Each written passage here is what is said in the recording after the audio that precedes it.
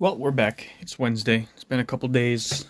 Started a new job Monday, so been doing a lot of studying. I gotta take some operator qualifications and stuff. So I've been kind of running myself dry, and by the time I'm done with that, I don't feel like doing anything.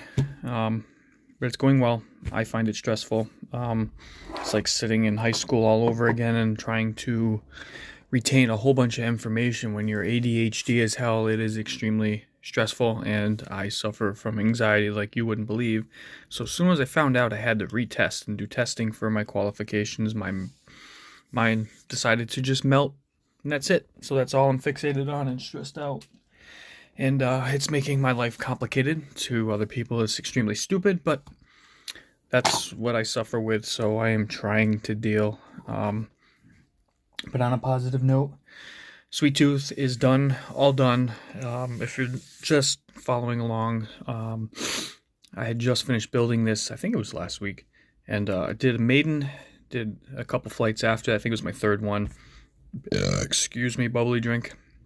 I bumped the house and trying to be a smart ass and do something different. When it came down, excuse me again, this motor would not spin, and it was just kind of flickering and not. I figured I lost a wire or something like that, so I checked my connections. All was good.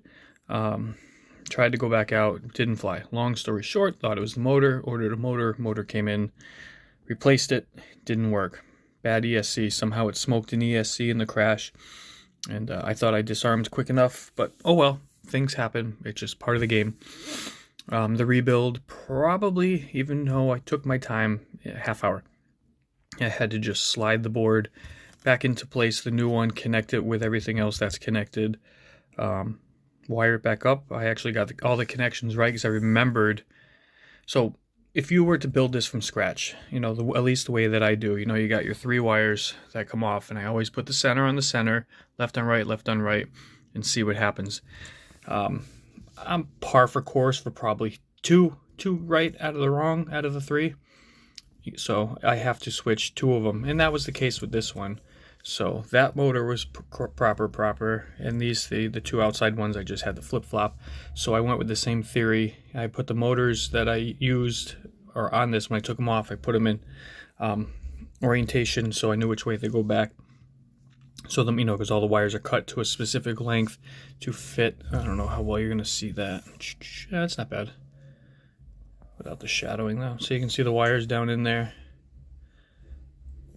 So yeah, I got it back. It's been super windy. I flew 2 packs during my lunch today, and then I did 1 or 2 yesterday, just half packs, just to make sure it flew, and it flew great. It slightly light, even with the 650 milliamp battery.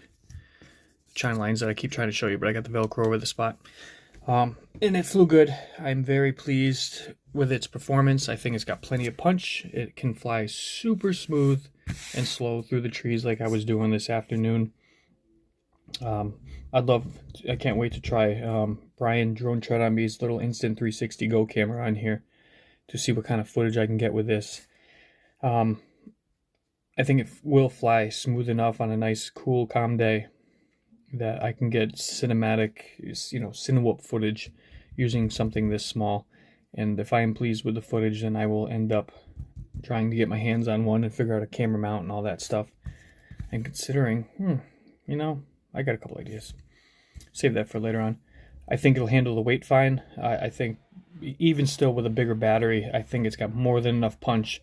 I test the motors a bunch of times and they are running super cool, so I think the added weight to it will be completely fine. So this will be a cool little arsenal, kind of middle of the road from tiny to super large. So this could be used in certain applications where the cinewhoop might maybe be too big, or depending on if there's people around or whatever. I'm hoping, I don't think so, the Beta 65X HD, I'm hoping by the end of the week. I think it's landed in the States, but we'll see how quickly it gets here. If not, hopefully the beginning of the next week. That will be a fun little one too. I'm looking into an aftermarket canopy for it already. I already have the frame for it, so I got the change color frame. And I'm hoping the canopy works, because that one that it comes with looks basically like Booger, only blue, and the angle is fixed. I think this is at 30 degrees also. I could be wrong, but with that being stuck like that, you might not get the shot that you want. I have to experiment, and again, can I even adjust it down where I can keep the props out of view? So we'll see.